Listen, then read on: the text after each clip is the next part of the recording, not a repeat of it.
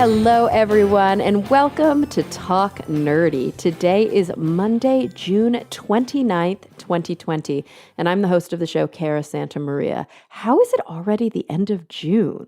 That's bananas.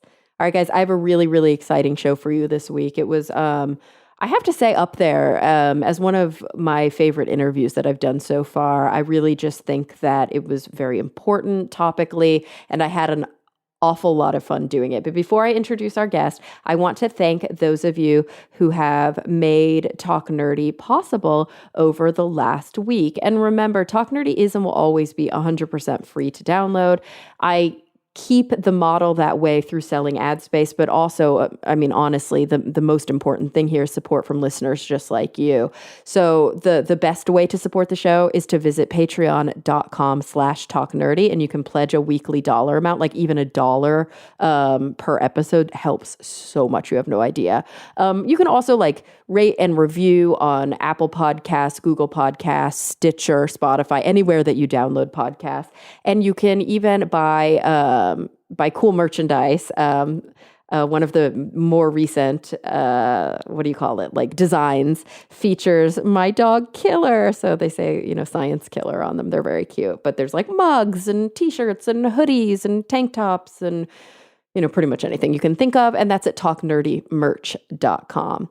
But on Patreon, I do want to thank the top patrons who supported this week, and they include Michael Gaucher, Mary Neva, Christopher Pitts, June Sapara, Pasquale Gelati, Ulrika Hagman, Dudas Infinitas, Charles Payet, Brian Holden, Daniel Lang, and of course, David J.E. Smith. Thank you all so much from the bottom of my heart. And from everybody listening, thank you, because you guys make this show possible.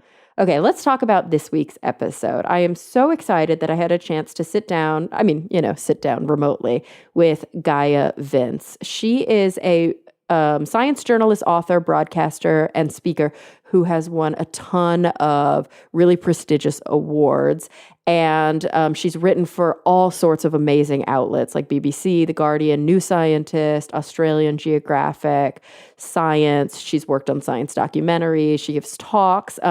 And she has also been a senior editor at Nature, Climate Change, and New Scientist magazine. She's got a couple books, and her newest book is the one that we're going to be talking about today. And it is called Transcendence: How Humans Evolved Through Fire, Language, Beauty, and Time.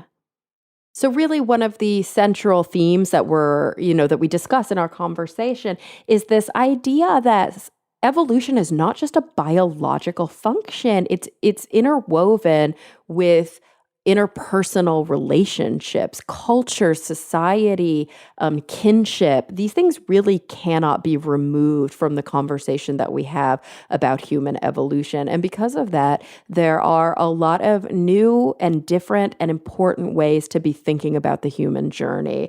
So you know what? She says it way better than I do. So I'm really excited for you guys to hear this one. So without any further ado, here she is, Gaia Vince. Gaia, thank you so much for joining me today. It's a pleasure, such a pleasure to talk to you all the way from London to LA. It's a long distance, but only a few seconds away. I know, and I'm so excited to be talking about your newest book, Transcendence: How Humans Evolved Through Fire, Language, Beauty, and Time. And of course, we were kind of shooting the shit before we even started recording, and we're getting into some good stuff. And I want to continue those conversations. I think the first thing that I would love to ask, though, just right out the bat, is how in the hell did you fit all of that into a not too long book? Because you basically were like, I know, I'll write a book about everything. Oh my goodness. This has been an absolute logistical nightmare. You have no idea how many pieces of paper, Post-its, where I tried to structure it. I tried to, because it's human evolution, and it contains human cultural evolution. So obviously it contains everything. So Yeah. from everywhere, all about us. But at the same time, I was very conscious that, I didn't want to write some sort of encyclopedia, some massive tome. I really wanted to keep it focused and keep it as brief as I could, really, to bring out some really, what to me were just some key points about who we are and why we are, why we are this extraordinary character. Absolutely. And one thing that I love so much is that it also has a point of view, because kind of one thing we were talking about off air that I'd love to get back into is that this space, this evolutionary biology, even evolutionary psychology, culture, this has been historically dominated from a scientific perspective by white dudes. Like Western white dudes have told this story. And it's so, I think, refreshing to hear, an incredibly accomplished science writer compiling this information and telling the story with a point of view that is egalitarian, like just a point of view that like thinks about women and thinks about people of color, and that is part of the story. And lots of times it's just left out, or it's twisted in a way that feels very colonial. Yeah, I mean, it is really rare. I mean, this field is dominated. It is dominated by very charismatic, famous white men, and so it is difficult, I think, to enter that space. Just it's a little intimidating, but at the same point, I almost have this I'm almost compelled to get into that space, because I have things that I want to say that come from my perspective as a woman, and as somebody who has traveled a lot and spent a lot of time with people from all different backgrounds. And I don't see their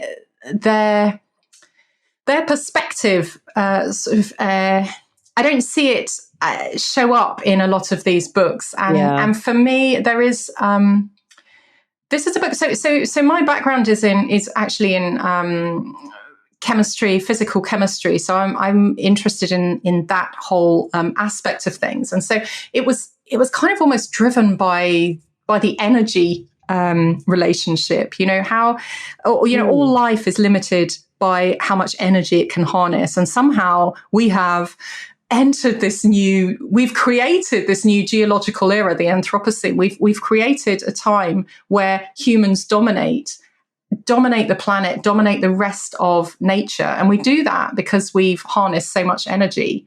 But then how did we harness so much energy? How did something that evolved, as I believe, I don't think that we were sort of created as in the image of a god and just plonked down. I believe that we evolved just like every other creature evolved, but then also not just like every other creature has evolved, because we are exceptional. We really are different. And we have something that has transformed us, whereas chimpanzees are living as they have done for millions of years in their tropical forests with just a few tools and a few kind of learned behaviors. We have completely transformed ourselves and the planet, and we've done that because of our culture, because we have evolved this cumulative culture, and that's kind of what I wanted to delve into, and I wanted to look at what made us and how this evolutionary process took place, because it is fascinating. And as you look around the world, you do see, we are so different in so many ways. From, somebody who lives in Alaska is so different from somebody who lives in Mumbai, who's very different from an Aboriginal who lives in the red centre of Australia.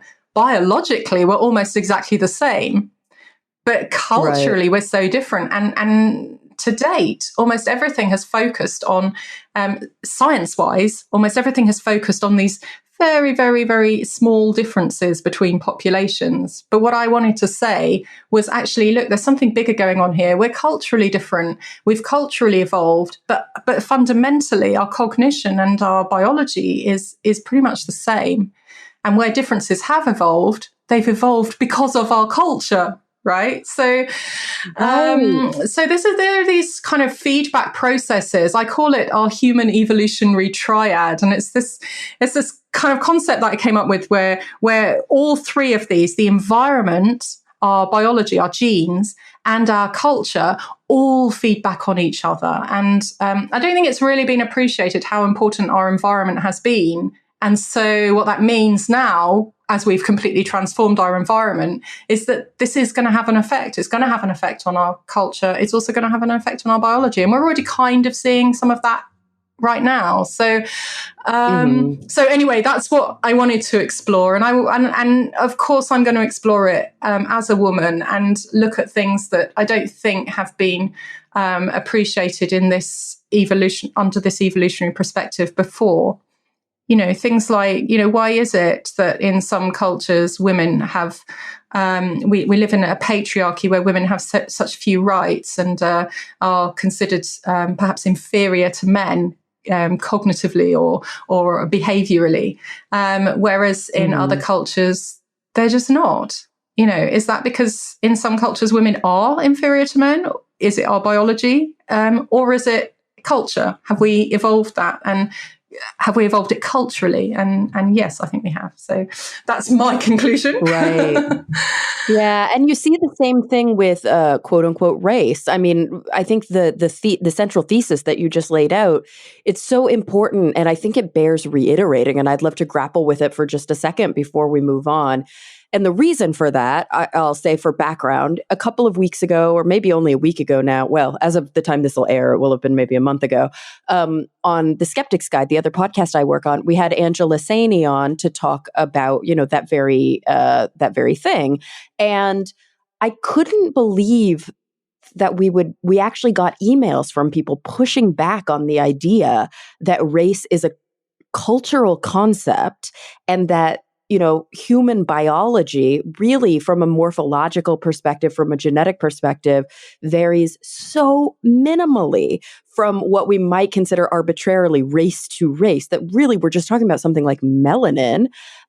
You know, people want to think that human beings have breeds like dogs and that we evolved on islands, I suppose. And this conversation about the fact, you know, I remember going back and forth a lot with a listener who wrote in and was like really frustrated because he was like, if you go to Japan, you can say that person's Japanese and it's so obvious. And I was like, yeah, but if you say Asian, what does that mean? Like, what does somebody from southern India have anything to do with somebody from, you know, an island in Indonesia? Or when you say black and you're referring to, let's say, an African origin, how is anybody from Senegal, you know, genetically in any way related to somebody from Namibia? The differences there are almost more from a genetic perspective, from a language perspective, from a cultural perspective, than the differences between, you know, me, a Puerto Rican white woman living in America, and I don't know, somebody living in Pakistan. It's amazing to me that people want to hold on to the idea that racial divisions are biologically based deeply. Like, it's just hard for people to understand that this is a cultural and in many ways kind of like academic endeavor. Like, it's a bad taxonomy that human beings have superimposed. It's a construct that they've laid on top of the idea of differences in people. Well, indeed, it is. It's so there is more difference between chimpanzees on either side of the Congo River than there are between humans from different continents. And that's partly because we evolved relatively recently, 200,000 to 300,000 years ago. And since then, we have interbred, we have mixed, we have, you know, humans. Human evolution has led us to be incredibly cooperative, and we're so cooperative, not just with our family, but with complete strangers, and we network. And so our networks include we're not tribal like chimpanzees are. We don't cooperate in the same way as social species like ants. We cooperate really with genetic strangers, and so these networks build, and that means we're having sex with people from everywhere. We're even having sex with Neanderthals, different species, and Denisovans. So as a result, we're really, really intermixed, and so that's why we can't say that there are distinct races. There are biological differences that have emerged more in certain populations because of the environment that they've lived in. But you can't distinguish people by things like skin color, for example. You can't put all people with dark skin together and say they're all similar. And you can't put people with white skin together and say they're all similar, because it just doesn't work like that. It's bad science. It isn't. And it's also quite a strange thing to do, because what are you really trying to say there? What is the distinction you're trying to make? Essentially, it's to say, that's the important point. It's a value-laden thing. It's to say my race, my whiter skin is better than your darker skin, and not the skin is better, but the person underneath is better than that person. Right. And it's an absolute, scientifically, it's an absolute nonsense. But in every way, it's a nonsense because because biologically we're all pretty much the same, but also because there is something to be said about culture. There is something to be said about the mindset that a different society has. If you live in a society which is more egalitarian, which values people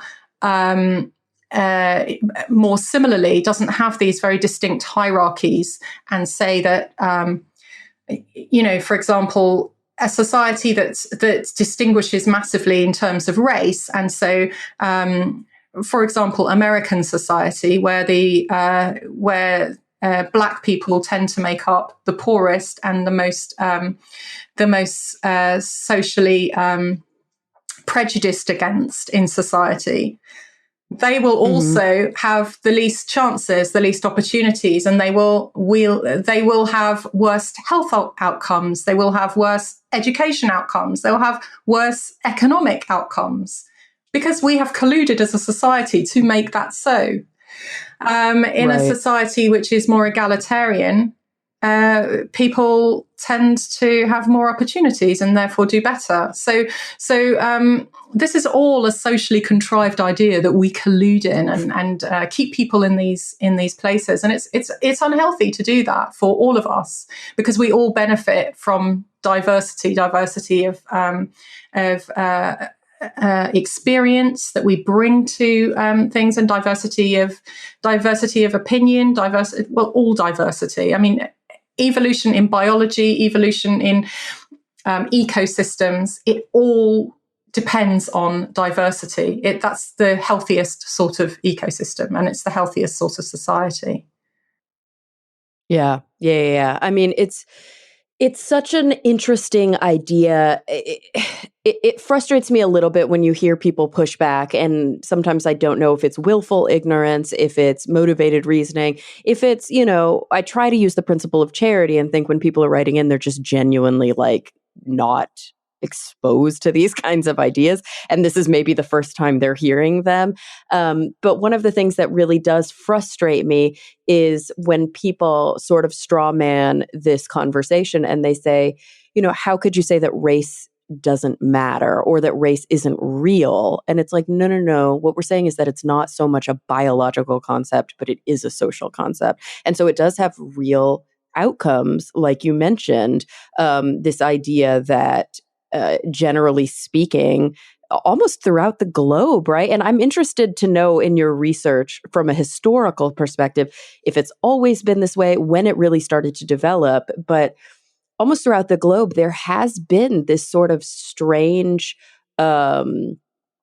concept or idea that dark skin is somehow inferior and light skin is somehow superior. But is that really just a Western colonial view? Or is this something that goes back even before there were these kind of like European empires that were trying to conquer other nations? Well, I mean, historically, it's all pretty recent. It's within centuries. Right. I mean, it takes place in all sorts of different nations. I mean, India, for example, which has had the Mughals coming in with slightly lighter skin than the indigenous people from the south. So they set up a hierarchy. It's to do with power.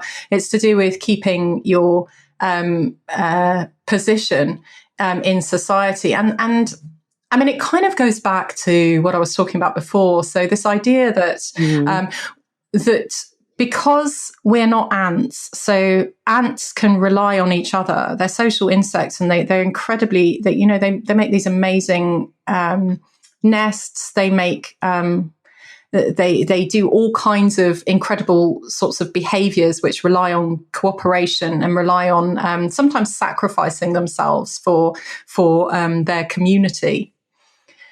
But they do that knowing that they are, well, not knowing, they do that with the result that if they do sacrifice, they're sacrificing themselves for their genes, right? It's this kind of selfish gene idea that their genes persist. So they're actually helping themselves, essentially. They're helping their genes.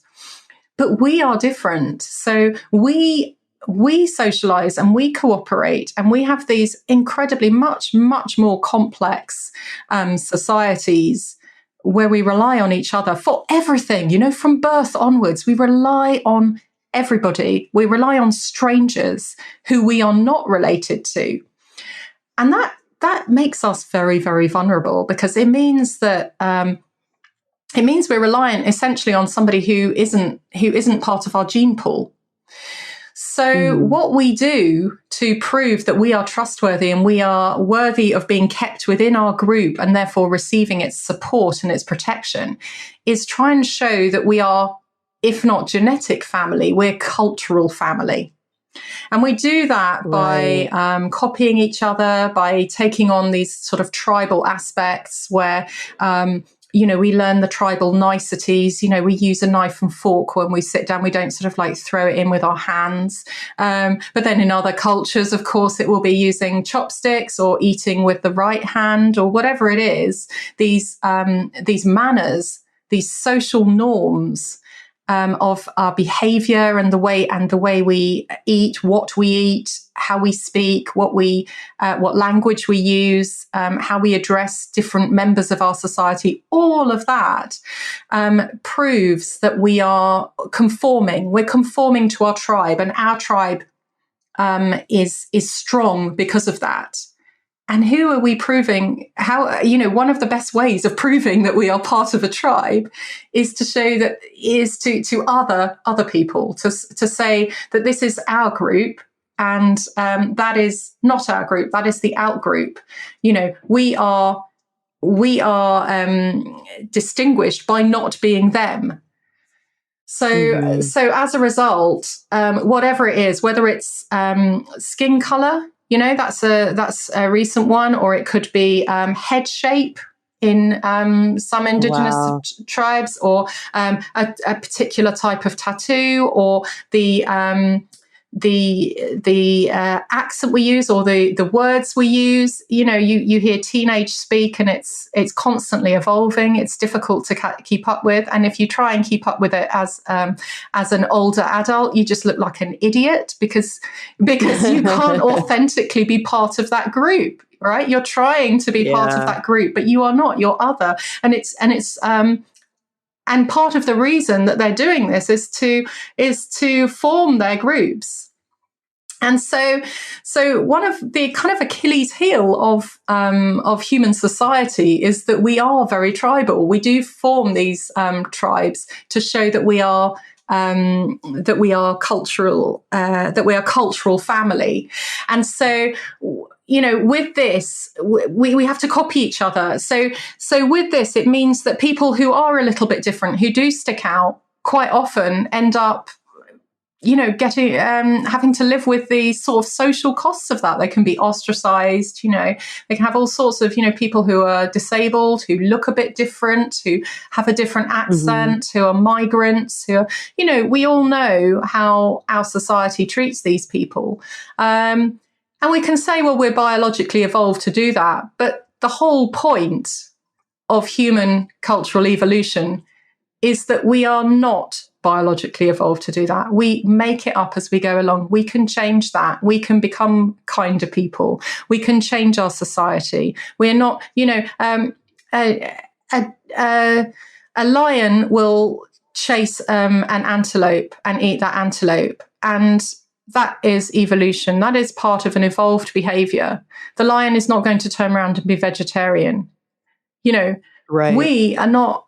We are not compelled to live out whatever our environment, our evolutionary trajectory is, because that's the whole point of human evolution. We make ourselves, and so that's not an excuse for racism or sexism or discrimination against anybody or just being nasty. It's not an excuse, because we are capable of choosing our own destiny. We're capable of choosing our society and changing it. And we have, in many ways, for the better, Right. All those tribal pressures, all of those in-group, out-group pressures, they're social pressures. They're not biological pressures. And so even though they might be deeply seated in the idea of, genetic fitness or evolutionary fitness, you're right. There's this layer on top of it that is a cultural layer. So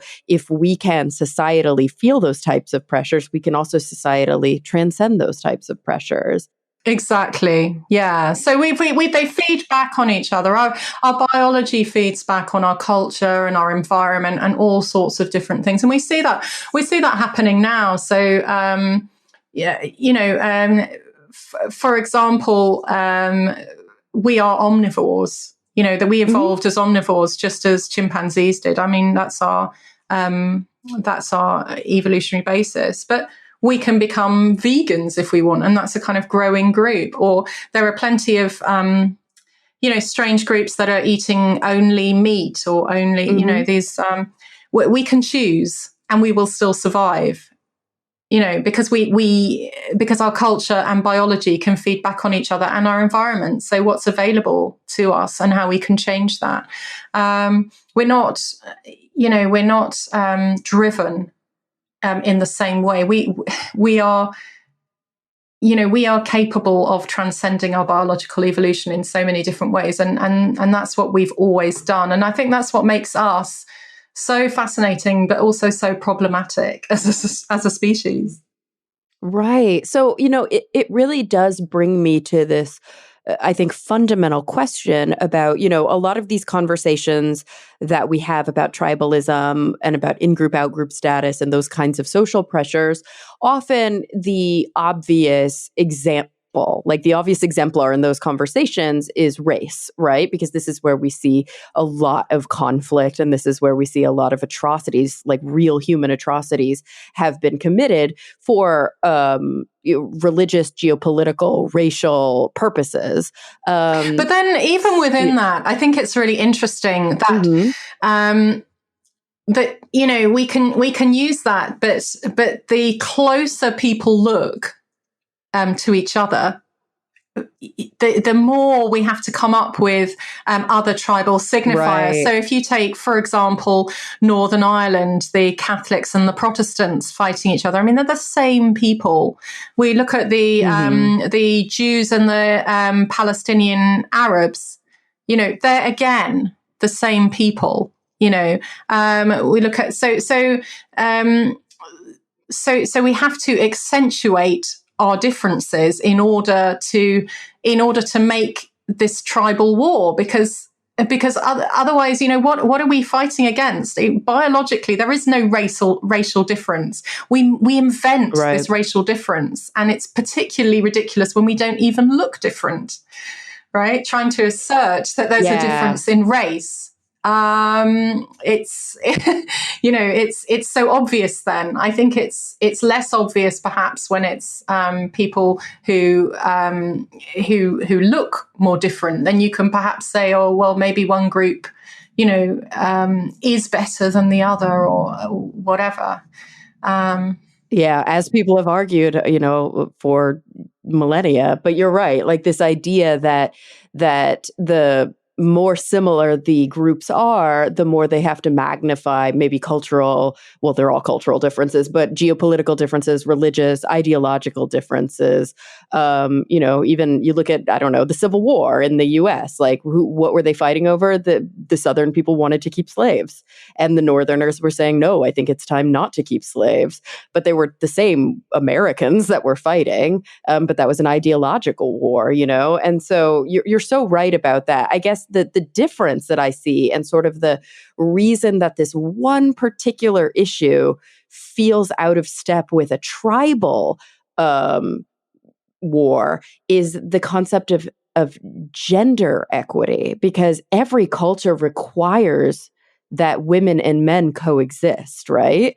And so, but we also know that for most of modern human history, women have been subjugated, that what we're used to seeing are patriarchal societies.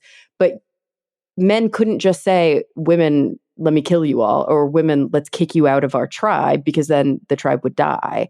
So things get really complicated when we start to talk about equity in a gender kind of perspective. And I know that you've studied this a lot, this idea of patriarchal societies. How far back do they go? When did they become prevalent? Why do they persist? This is really on my mind right now because I just binged all of Handmaid's Tale, and it was so horrifying. But also, I think the reason that a lot of people resonate with Atwood's book is because it's dystopian, but it's only a few steps away. You know what I mean? Like, she so beautifully shows how easily society could move into that kind of place where women are back to being chattel, where women are back to being basically birthing slaves. And it's horrifying. It is horrifying. And it does feel like we take two steps forward and one step back in this whole kind of gender war. It's every time I think things are getting better, you realize, actually, are they? I feel kind of depressed about that whole our progress on that at the moment, particularly, especially in the societies that are dominating my head at the moment, like so Britain and the US. We have these very male-driven political establishments, but also heads of corporations, heads of everything, and it feels the gender pay gap is still massive.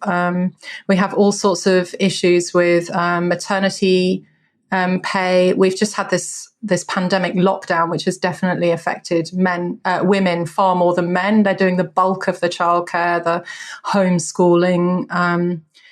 Just from my own little bubble, my own social circle of really strong, independent, professional, excellent women that I happen to be friends with, God knows how. Mm-hmm. They're all very high achieving women, and yet almost entirely it's the women in a relationship with children that have put their work on hold, while the men are much less affected because somebody has got to look after the children. When we don't have the social situation, the social system of schooling and other childcare, then somebody has to look after those children, and it's almost entirely been the men. And that's really shocking to me. That's really, it's really shocking how that's played out so quickly and so easily.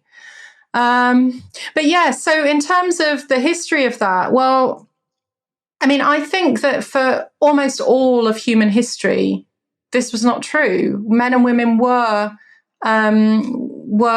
we lived in egalitarian society. Men and women didn't necessarily have the same roles in society, but they had the same they had the same hierarchical position. So women were just as likely to choose where the family would live, or bring home the same number of calories from whatever they were doing, hunting or gathering.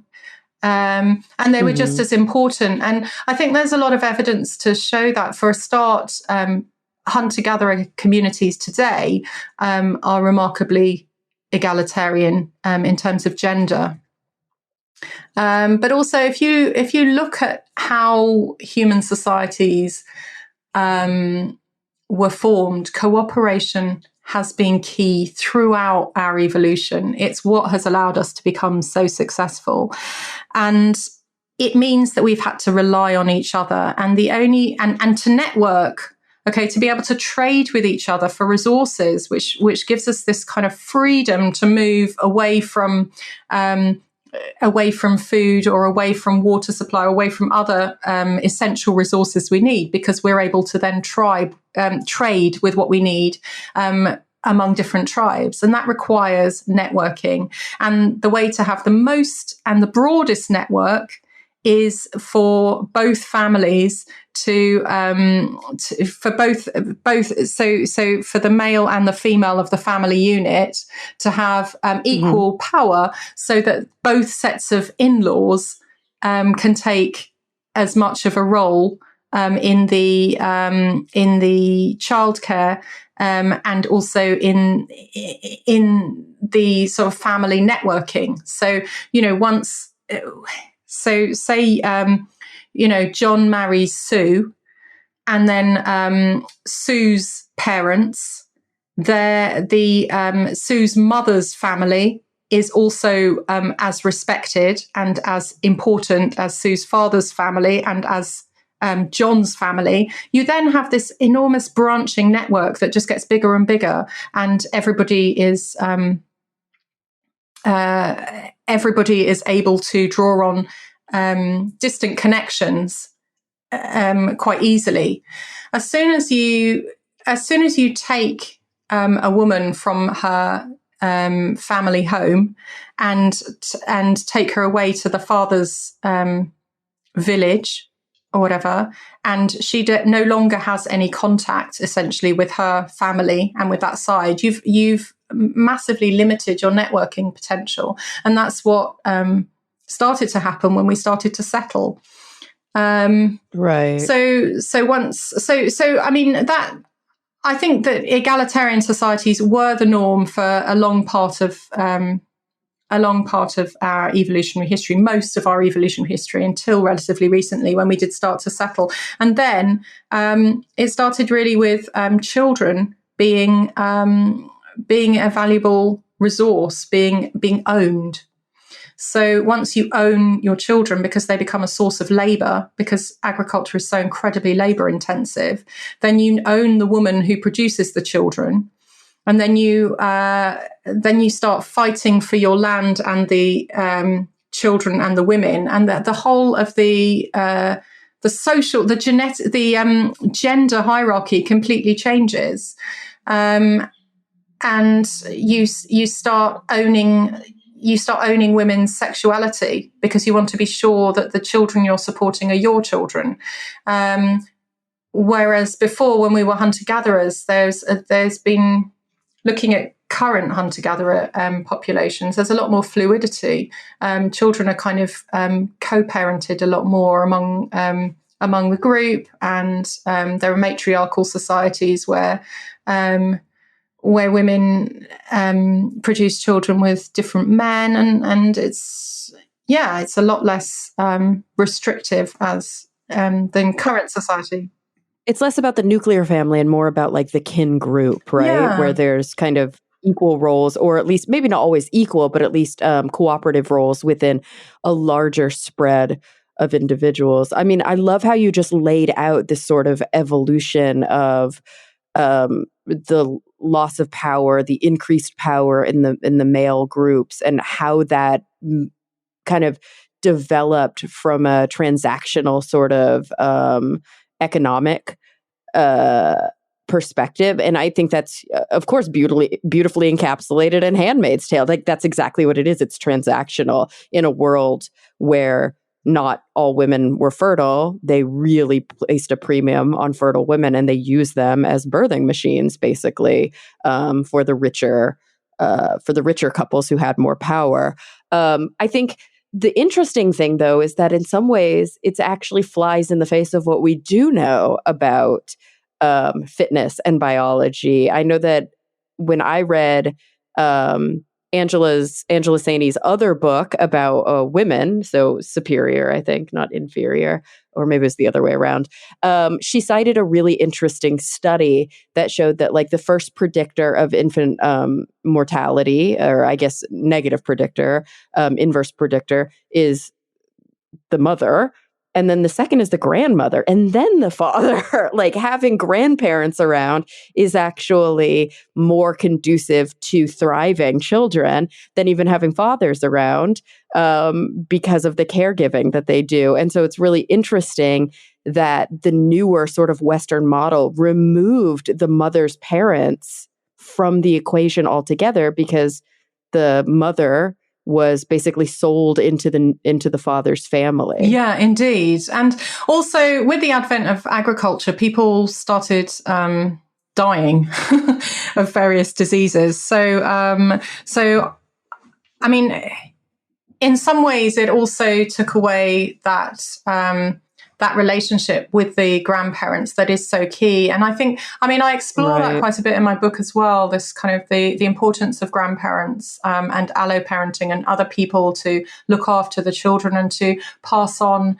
that knowledge, whether it's about how to prepare food, or how to breastfeed your child. You know, all of these things are learnt in human societies. They're not innate, right? And yeah, like, women don't know how to deal if that's why we have, like, when a woman gives birth in a hospital, if the child won't latch, there are, like, nursing specialists and lactation specialists who teach her. Yeah. But you're right, in a culture where that doesn't exist, you're going to rely on your sisters and your aunts and your mothers and your grandparents. Exactly. To pass that knowledge Older along. women are incredibly important for that sort of thing, and just birth itself. I mean, again, that's not something that humans can do alone. It's something that we have to rely on others to do. The evolutionary process prioritized our culture over our biology. So whereas other animals can give birth alone, it's a pretty basic thing to be able to produce the next generation, to get those genes out there alive and able to survive. Some animals don't even need a mother there. With mammals, they do need a mother. But for us, we went for this bigger brain, but the smaller pelvis size, and we have to do, our bigger brain requires this kind of double turn within the vaginal cavity to actually get that infant out safely, which is all pretty much impossible on your own. You need other people to help birth. So basically our evolutionary process, which produced this entire setup, was reliant on our sociality, on the fact that we cooperate enough that there would be people around to help you give birth. Otherwise, our species would have not survived. We would have gone extinct, right? If that, so it's a bit of a gamble. We often make a really false dichotomy, I think, between, like, biology and genetics is over here, and then society and culture is over there, but they co-evolved in such an inextricable way that you really can't tease them out when you start to look at our core fundamental roots, can you? No, and I think that's something that I really, really wanted to bring out with this book, that this is a co-evolutionary process the whole way through. Mm-hmm. And if you look at, for example, we're one of the very, very few mammals that where women survive after their fertility goes. So menopausal women don't just die. They're still really, really useful in society. So past their fertility, they're not just useful in order to produce the next generation. They're useful way beyond that. And the reason is because of things like this, because they look after the infants. So in societies where the grandmother is alive, the next generation does so much better. The survival rate of grandchildren is much higher generally than when the grandparent dies. And I think that really points to this other sort of fallacy of thinking that historically, when we talk about the evolution of human beings and also even the evolution of human society, but really from more of a biological perspective, we often think only about fitness from a classical Darwinian perspective, just like the genes passing on and the genes thriving. And that's the only thing that matters when it comes to why we exist and how we exist and everything. But the truth is, this layer of knowledge and poetry and music and, just a depth of what we can pass on that doesn't directly influence how well an egg will become a human and then that human will survive is still so important to our evolution. Yes, it's so important. So for many species, it's the genetic evolution rules supreme because they don't have cultural evolution like we do. So the survival of the individual depends on their genes. But for humans, because we have cultural evolution is really about the survival of the group, because it's the group survival that then enables the individual survival. Our individual survival depends entirely on the survival of the group, because we are not autonomous. We can't survive without our group. I mean, we couldn't even feed ourselves if we had to go straight out there with no knowledge of the world and and try and, God, you should see my gardening projects that I've started during this lockdown. I've tried to grow peas. They've all been eaten by the snails. I mean, I would have starved to death a long time ago if I couldn't rely on this. If it makes you feel any better. Yeah. The only gardening project I have in my house is a tabletop robot garden that does all the work for me that some engineers developed. Oh my God. So that is my extent to being able to feed myself. That sounds amazing, I really rely on that sounds amazing. It is great. I love it. But yeah, it is. It's so, you're right. Like, it's not even to the extent that we wouldn't be able to feed ourselves, that we wouldn't be able to have a successful birth, but even things like, and feral human studies and kind of some of the deeper understanding, sadly, about trauma and abuse situations that we have in the psychological literature and, solitary confinement, things like that, have shown that we cannot function alone. Like, not only are we not going to pass on healthy children, we have massive psychological breakdowns that often lead to things like suicide or lead to things like, in intense, extreme mental illness when we don't have human to human contact. It's like we cannot thrive. We cannot even function without it's true. That kind of interaction. I mean, if you think about the very basic things about being a human, language, right? Language is not something that is innate. We're not born speaking and knowing language. However, the ability to speak and the ability to learn language is innate. So our evolution has provided us with that, but it's all, again, like birth, it's all predicated on the idea that we are social. So it relies, our biological evolution to be able to speak language relies on there being a group from which to learn language.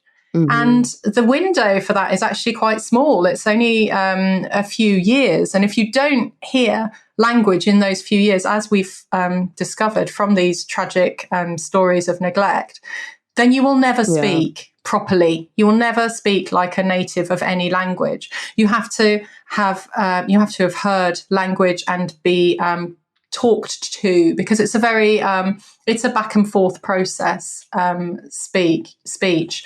And so we all learn that language, and it's not just the language that we learn from our group, it's everything. It's how to behave, it's where to find food, it's how to be a person. We learn how to be a human from each other.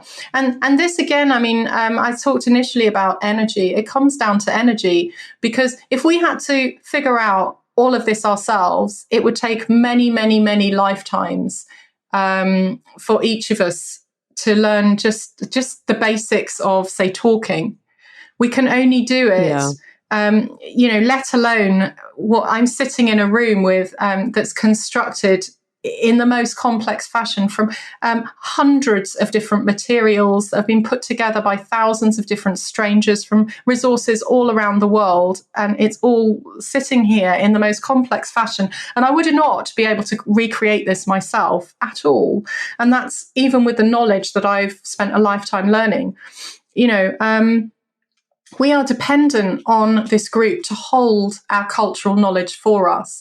So we've kind of offloaded all of that energy of cognition to learn to hold all this knowledge, so that if I need suddenly to start a fire and cook food, it's actually not that hard, because I can ask somebody, I can look it up, I'm not doing it for the very first time, trying to reinvent the wheel or learn how to light a fire for the first time. That knowledge is held within my group of humanity now, because I'm not just talking about the few people that live around me. I'm talking about, everybody available on the internet, and people who have lived hundreds of thousands of years before I was born. Our cultural knowledge has been accumulating, and we have it stored in our stories, in our books, in our artworks, in the buildings around us, in the way that we behave, and the way that we know how to grow and cook peas. I mean, peas themselves are not even natural. They have been bred like that over hundreds of years. So all of these, our entire kind of human world, it relies on this offload of energy, so that it means that if I want to do anything, I require very, very little energy to do anything, whether it's come up with a solution for something, or whether it's just to prepare a meal. I can do it with a flick of a button. I can just order a delivery and it will come to my door. And that's extraordinary if you think that chimpanzees have to spend hours and hours getting anywhere near the same number of calories that I can just do with a flick of my thumb. And it's all about energy. It's all about energy. And it's made us this incredibly efficient animal. And of course, this gets back to what you mentioned as sort of your first passion in terms of your educational pursuits. And also when you were starting to write books, and the articles that you've written and all of the amazing work that you've done as a science journalist. But as an author, your previous book, Adventures in the Anthropocene, A Journey to the Heart of the Planet We Made, obviously this theme was heavy within that. And I guess I want to deconstruct it even a little bit more. This concept of energy and energy intensity and the energy that's required for our civilization to change in the way that it has. And I'm being very careful with my language, because I think historically we have always talked sort of candidly about this as progress, right? There's technological progress, there's improvement. This is all progress. We've gotten better with our medicine. We've gotten better with our engines. We've gotten better with the ability to travel, computational power. But with that quote unquote progress, we're also literally destroying the planet. And there's this interesting balance, and the scales are tipping in one way. It's like we've been so concerned with medical advancement. How do we perpetuate the species and keep people alive as long as possible, as healthy as possible, which obviously is a noble pursuit. Like, nobody would want to see people suffer and nobody wants to see people die. But at the same time, we're perfectly okay with thousands of other organisms on the planet suffering and dying for that cause. And that's the big picture that we often are kind of naive to look at, I think. Yeah, and it's not just that. The further we go along this trajectory that we're currently in, the more we threaten our own survival, because however artificial our world is, it is completely and utterly reliant on the natural world, to clean our air, our water, our, everything that we have comes from the earth at some point. Mm-hmm. And the more we disrupt the natural ecosystems, the more difficult it is for them to support human life, certainly in the 7.5 billion strong population that we have at the moment. I mean, we've already seen this pandemic coming out, and this pandemic is human caused, right? It's because we destroyed the natural ecosystem. And so a pathogen that normally has a natural host had the opportunity to jump from this destroyed ecosystem into another animal. And because we, humans have this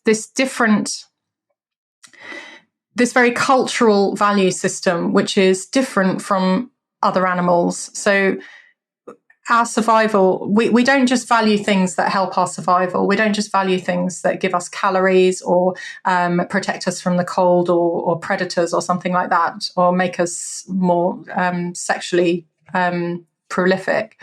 It's not just that. We also value things that have absolutely no influence on our survival. We value things because they're beautiful, because they are carved, because we as a society agree to call something valuable. So gold, for example, which is inert, which is just pretty and shiny and pretty much useless. It's too soft to use as a building material, or you can't eat it. It's not going to help our survival. And yet it's perhaps the most valuable thing in our society. And we've all kind of collectively agreed that, yes, we love gold. It's beautiful and it's very valuable. And it's so arbitrary. Yeah, it's completely arbitrary. And take for example, like pyrite. Yeah, exactly. You could put next to it, and it's meaningless. It's valueless. Like you put it right next to it, it's almost the same thing for all intents and purposes. Exactly, because our values, again, we collectively have to agree on something, and it's all about this collective agreement, the story that we tell each other. And so, if you take, for example, pangolin scales. Pangolins, this animal from the forest, which is a mammal which has keratin scales, which is kind of rare, but the scales are just keratin. It's exactly the same protein that our fingernails are made of, that hair and skin. But society has decided that pangolin scales are valuable. They're not kind of cutting people's fingernails and selling the clippings, which is exactly the same thing and would have exactly the same effect on fertility or whatever else. That is zero effect. Yeah, if it actually has the effect. Yeah, it has no effect. But if that's what you're selling it for, it has exactly the same effect because it's exactly the same material. And yet fingernail clippings, weirdly, are not valued, whereas pangolin scales are. So as a result, if we tip that value scale and we say as a society that pangolins are valuable, that means they are taken out of the natural ecosystem, traded across continents sometimes, and sold for high value. And of course, they come with their pathogens, or the pathogen can evolve a sort of halfway into that. We're not sure whether the SARS-CoV virus came from bats or pangolins, but we see in both of these species, we see a sort of halfway house there. And then it infects humans. And then because of the way that we act, because we are not lions who keep to their pride and, act in that way, because we are this socially networked, globally networked species that trades and has sex and communicates everything, ideas, genes, and also disease across continents. That has the ability to spread. And then because of the way our society is set up, with its economy that is also global, it means the economy has crashed because of you can just see the whole systemic way that humans act. Mm-hmm. And it's very interesting because also the global physical systems are also systemic. The effect of the atmosphere affects the energy in the atmosphere, affects the energy in the oceans. The biology of the oceans also has an effect on that. All of these are feedback loops, and they're all systemic. But human society and human culture is also systemic, and they affect each other. So that's why we're in the Anthropocene, and that's why we're threatening ourselves with our own activity, with our own progress in technology. As we've been talking, one thing that's become really, really salient for me is how important and urgent some of these conversations are, and how I think in many ways, at least from my perspective, and perhaps this is a function of my political persuasion. Perhaps this is a function of, my own academic interests in psychology and social justice and diversity. But I've, especially more recently, really codified in many ways my views that the value judgments and the value statements around some of these scientific conversations are fundamental and are necessary. To play devil's advocate to that perspective, because I know that these are the kinds of emails that will sometimes get to the SGU accounts, and also sometimes I'll receive less so, I think, though, for Talk Nerdy, is that we often will get kind of, people who are self-described skeptics, which I really support, right? But they will often try and make arguments for removing the value or removing the morality from these scientific conversations.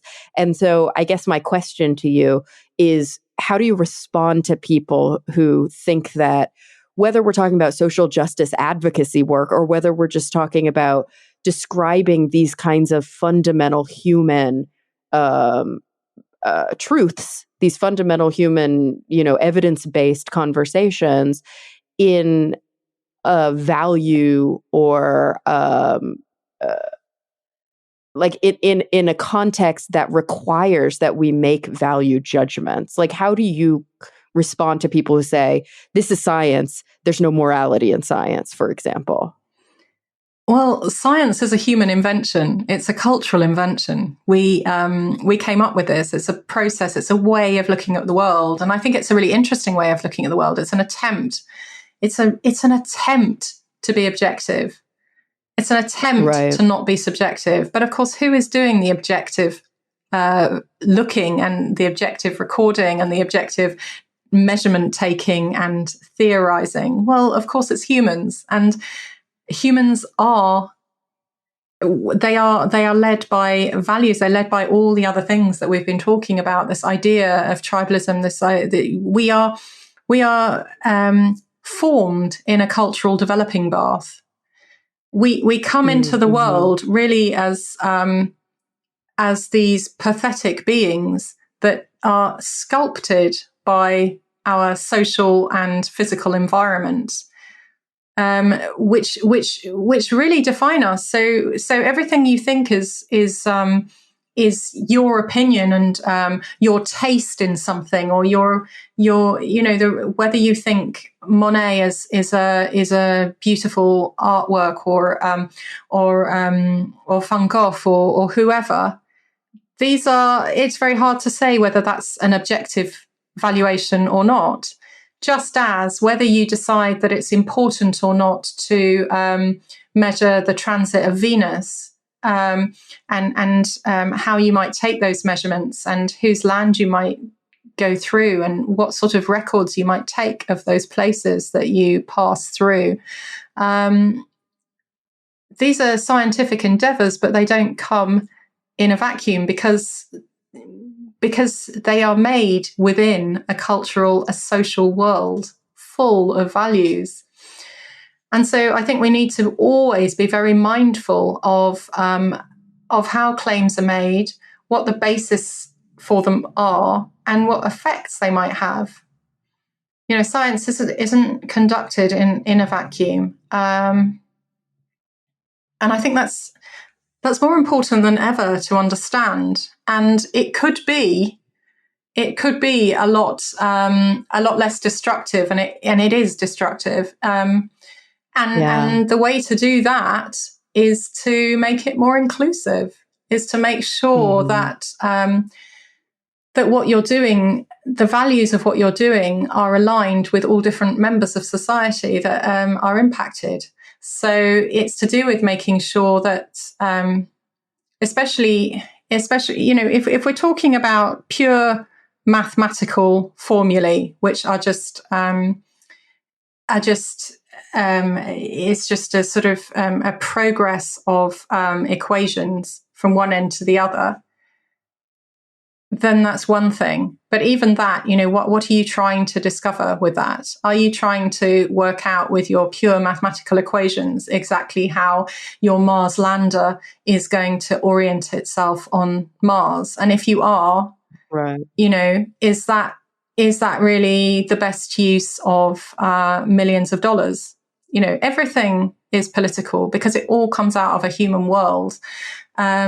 So your motivations for doing it are important, even if that is perhaps the most objective kind of science I can think of, pure maths. You're so right. You're so right. Like, I was talking recently to Keith Cooper, another episode on my show. He wrote a book called The Contact Paradox, and we were talking about SETI and about, who is in the room when they try to decide how we might interface with, an intelligent or a cognitive civilization if we were to ever make contact. And I was, basically saying it's not okay that we don't have indigenous voices in the room, that we're just continuing a colonial tradition, an anthropological tradition of like white Westerners saying this is how we're going to interface with people or even with an alien species. We have obviously made massive missteps in the past. Shouldn't some of the cultures that have been interfaced with over time not just be able to, but be the dominant force in shaping how we, do something as what we think of as esoteric, as develop SETI policy?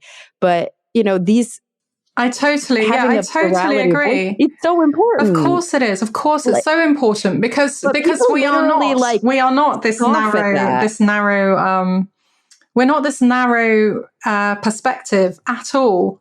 We are actually an incredibly complex and diverse species, and that's incredible, and it's to be celebrated. But too often, I think we're very reductive, and we think of our perspective as somehow better than another human's perspective, or somehow more educated. But educated in what way?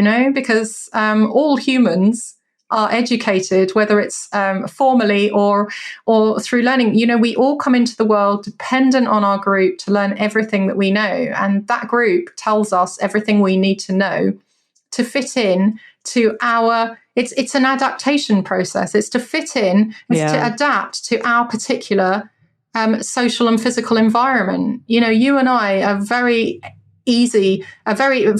it very easy to navigate a really busy city with lots of different junctions, with cars going right, left, and center. People crowding everywhere. We could easily navigate a street, find a coffee shop, and get a coffee in pretty much any city around the world. And we have. Yeah, well, indeed.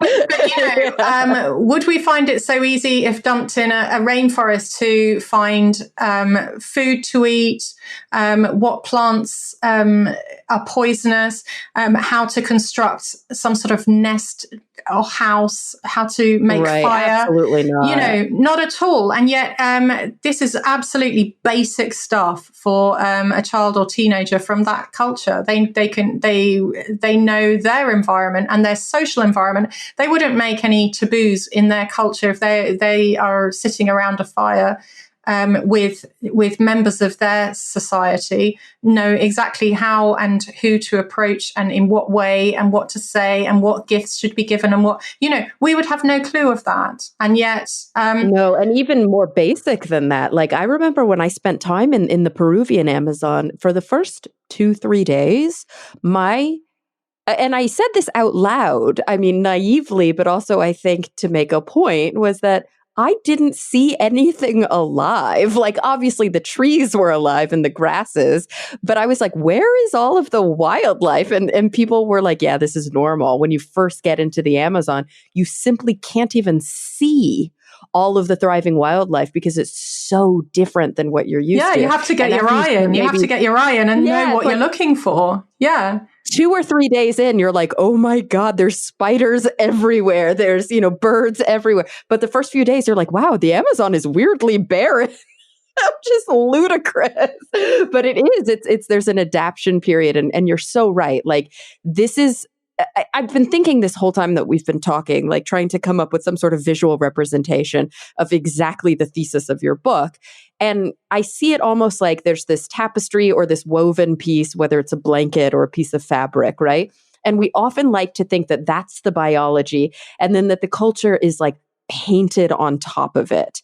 But the truth of the matter is the culture is a dye within the threads. You cannot remove it lest you like unravel the entire thing. It's so in there. That's so brilliant. That's exactly right. And the pattern of the fabric that is made by the woven dyed threads is that environment. We make our own environment as well, and that affects where the threads are placed, and it affects everything. So we really are a product of our environment, our genes, our biology, and our culture. And you can't tease them apart. Even the way we speak, the languages that we speak, they depend on, if your language has evolved in like a warm, wet, woody area like Southeast Asia, then your language will have more vowels and fewer consonants. Whereas if your language doesn't evolve in a rainforest, then like English or other languages like that, they burst with consonants because the environment itself exerts an evolutionary pressure on the language, which is a cultural invention, language, completely culturally invented. But then we wouldn't be able to speak language at all. Chimps can't speak language, however much you teach them, if we didn't have that biology, evolved biology to enable us to do so. And so we really are this product. I mean, it's really hard to think of us as this kind of really clever, innovative species, because we do so much by copying. We do so much from just the immersion in our cultural developing bath as we grow up. It's sort of we just learn from each other. We don't really invent it. So most of what we do, we can't really take credit for, because it's just, and that applies, equally to the very, very wealthy people in our society, the geniuses working in academia, and the very poorest people. It's so much of it is socially imposed circumstance. It's not the individual people. So, people like Donald Trump, very wealthy, very powerful, might pat himself on the back for being super smart. I think most of us might think perhaps it's not down to his cleverness.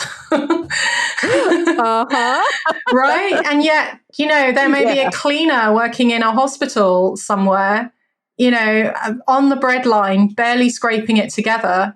Is that because that person's really stupid, or just not very, not very canny with money, or just lazy? Well, no, I think we know that actually our society, this group society that we have constructed ourselves, really can restrict us to our place as well if we let it. Yeah. And I think the people who don't know that, like who honestly when they're really looking in themselves, believe that there's a level playing field or that everybody has the same opportunities, those people would not believe that if they weren't in the privileged group. You simply cannot think that way unless you are privileged enough to have those opportunities. That is absolutely true. But then the flip side for that is that if you live in a society which spends its whole time telling you that the reason that some people are rich and privileged is because they're just generally better, you can start to believe, if you're not in that group, that you just aren't. As you know, a lot of women suffer, for example, from fear that they're just not as clever, or they're not kind of worthy of whatever they do manage to achieve. And it's the same with groups that are prejudiced against, like minority groups, people with brown skin, or people who come from very impoverished backgrounds, or so on. They can feel kind of not good enough in a meeting or in a social situation which is entirely geared up to make, you know, the predominant white man feel comfortable.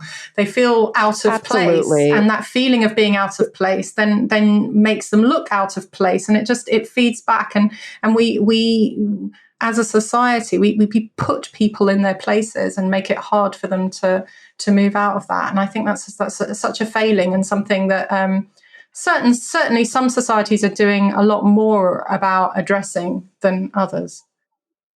Right. I mean, here at home in LA, you know, which is part of American society, I can 100% attest to this, like, basic massive cultural gaslighting that we see, and it's so, I think, encapsulated by the famous doll tests around the Brown versus Board of Education series of cases. And you can Google this, you guys. You can go online and you can look at videos from the doll test where the Clark couple, they're, you know, two psychologists, I think a married couple named Clark, they basically sat down little black kids, they're toddlers, and they showed them a white doll and a black doll, and they just asked them questions about them. And it's heartbreaking to see their answers. Like, they would say, which doll is the better doll? And they would point to the white doll. Which doll is the smarter doll?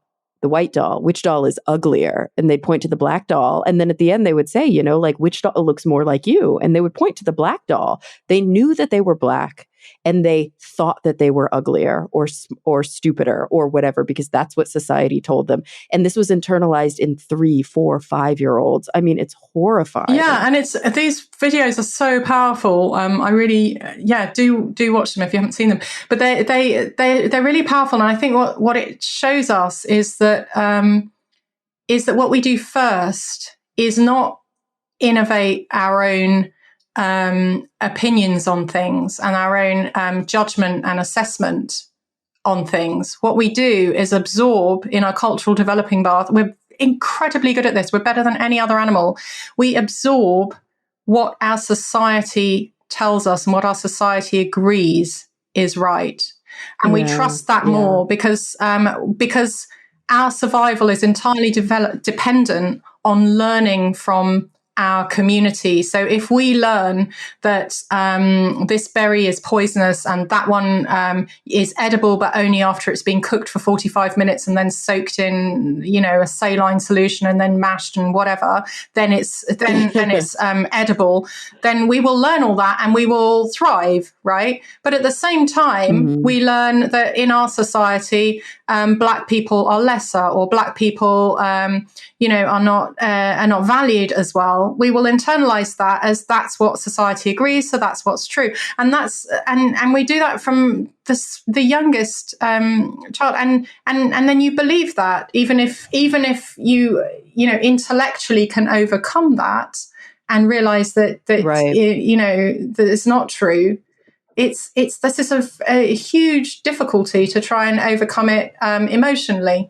Because no, it's like in your bones. Yeah. You can't, like, I think about the fact that I dedicate my life to this kind of science communication, but also I'm working on my PhD right now in clinical psych. So I'm focusing And my concentration is social justice and diversity. I'm taking courses, I'm reading literature about gender inequity, about racial inequity, things of that nature. Yet still, as somebody who dedicates their life and reads about this all the time, do I have body image issues? Of course I do. Do I have internalized prejudices? Of course I do. I don't want to. And cognitively, I'm trying to fight against them, but I feel them in my bones. Yeah. And that's because, like you said, of the bath that I was developed in. And that's why it's and society so colludes. Society colludes to keep this in place, even though it's actually really damaging for society generally, because more egalitarian societies are generally much more innovative. Their culture evolves much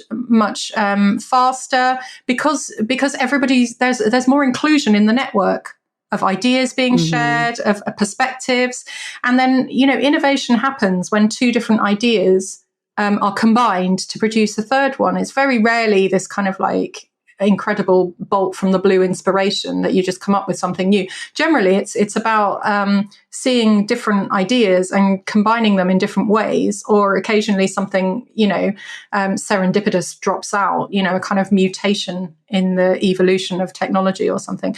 But the wider your pool of, and the more diversity you have, and the more connected everybody is to each other, the more your culture evolves, and so the better everybody's life is. And if you keep people very separate, and if you keep people if you keep certain sectors of society down and don't let them join in these conversations, then you're missing out massively on all sorts of things. So it's bad for everybody, not just that it's completely unjust and horrible for people living in that society.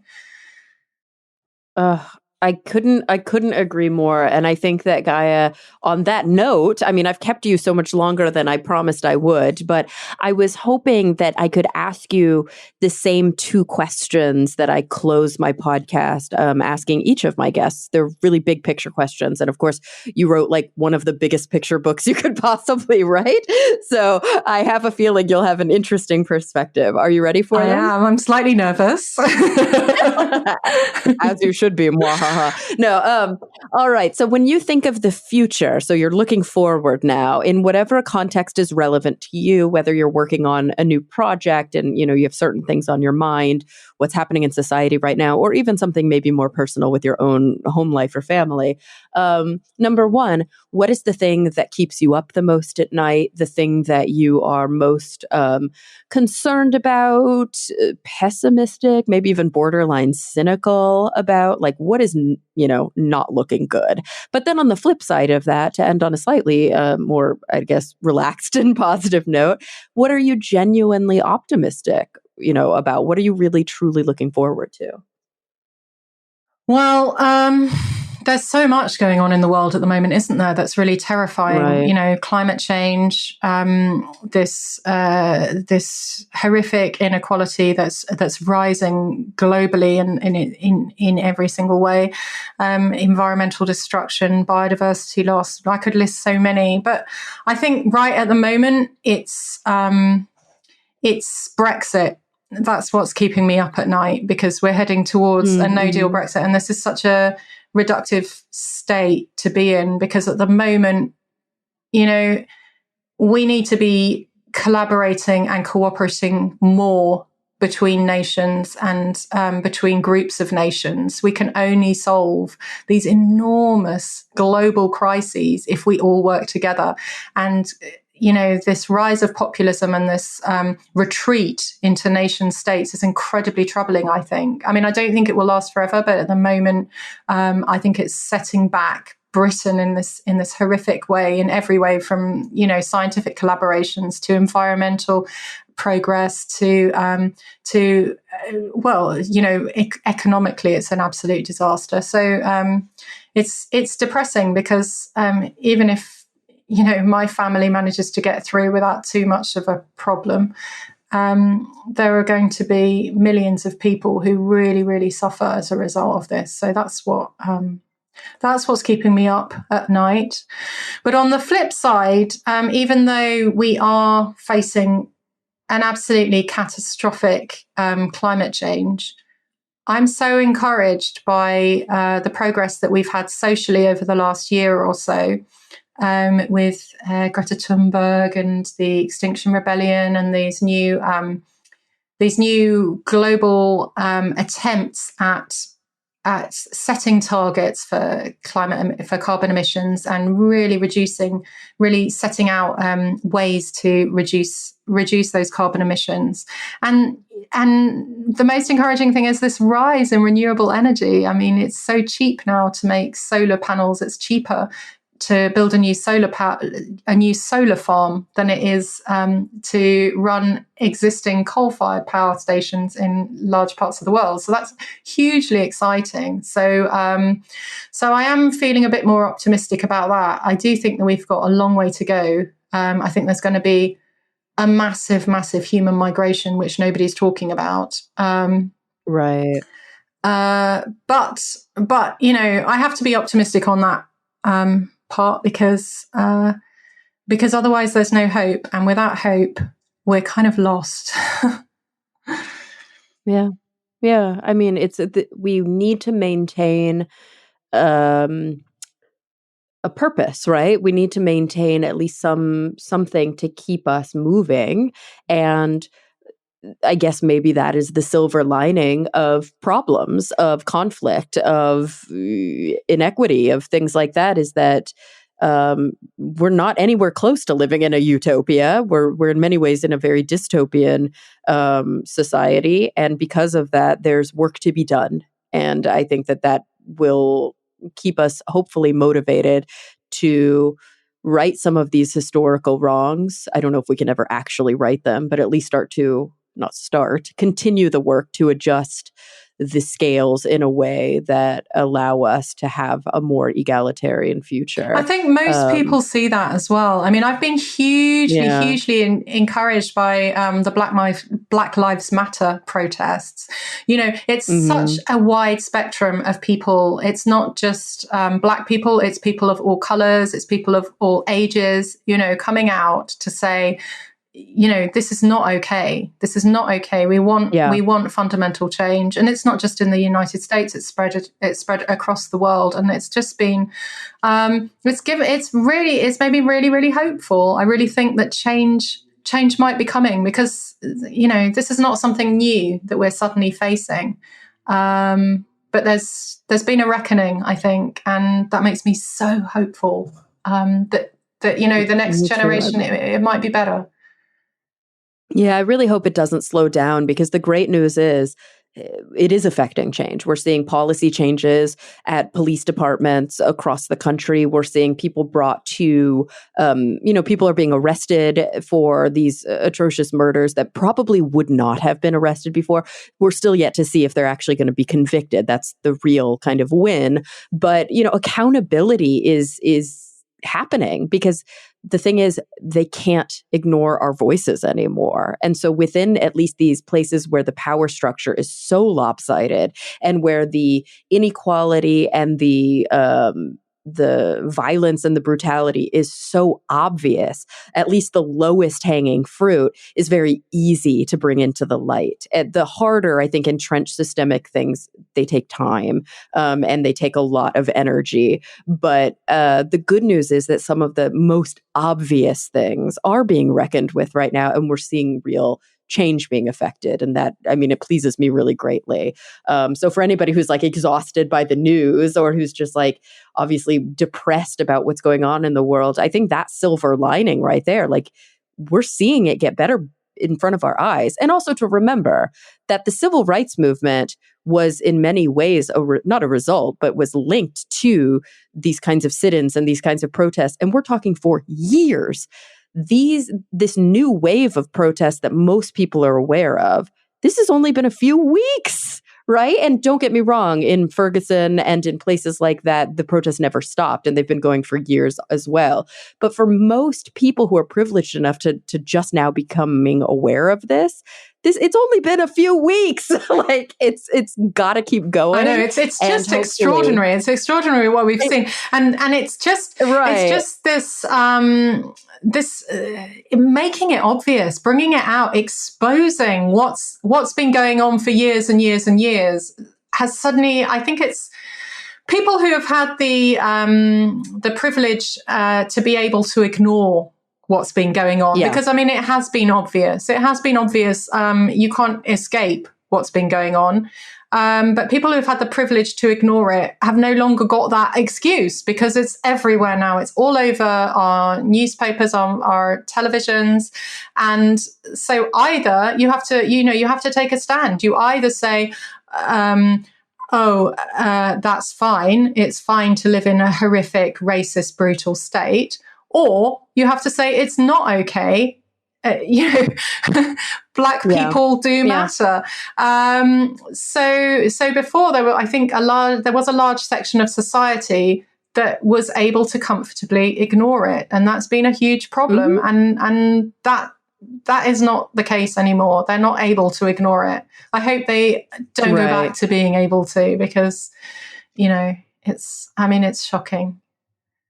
And not just comfortably ignore it, but passively and sometimes actively, but definitely passively benefit from it. And that's really the point. I mean, a really salient meme that I've seen going around that's such an important thing is says something along the lines of, I'm paraphrasing, privilege is just now realizing that systemic racism exists and not living it every day of your life. And that's the important thing that we have to remember. If you're just now waking up to this issue, you have been privileged your entire life. And maybe now is the time to pay some of that forward, some of that privilege that you have had, some of that just out of function of nothing that you did, right? You were just born into it. But if you were lucky enough to have all of the societal and systemic privileges that came with your white skin, without anything you did, now that you're having that awakening to realize that this is something that you have benefited from your entire life, maybe now is the time to become an ally and realize how great it would be if everyone on the planet got to experience that same kind of privilege. Exactly. Yeah. I mean, there's that, the veil of ignorance, the veil of ignorance, thought experiment where you are in a room waiting to be born, and you don't have a choice over what and where you will be born, what you will be born as and where. You could be born as a person anywhere. How would you create society? Would you have these luscious palaces, but then other people living in a slum? Considering that only a very, very, very tiny percentage of people, so your likelihood of being born as Ivana Trump is so tiny, would you take that risk, or would you prefer to have a much more equal society so that, your life is going to be fine, whoever you are born as? I think that's something to consider. Oh, absolutely. Gosh, Gaia, I feel like I could talk to you for hours and hours more. I really hope that after, some of these restrictions are lifted and after lockdown goes away, that the next time I'm in the UK or the next time you're in Los Angeles, we have a chance to hang out in person, because I so enjoyed this conversation, and I feel like there are many more to be had. Thank you so much for coming on the show. Cara, it's been such a pleasure. I would love to meet you in person. It's it's such a shame we're trapped in these lockdown situations. I would love to meet you in person. I could have talked for hours. Thanks for having such interesting questions. My goodness. Oh, yay, of course. And everybody listening, thank you for coming back and joining us week after week. I'm really looking forward to the next time we all get together to talk nerdy.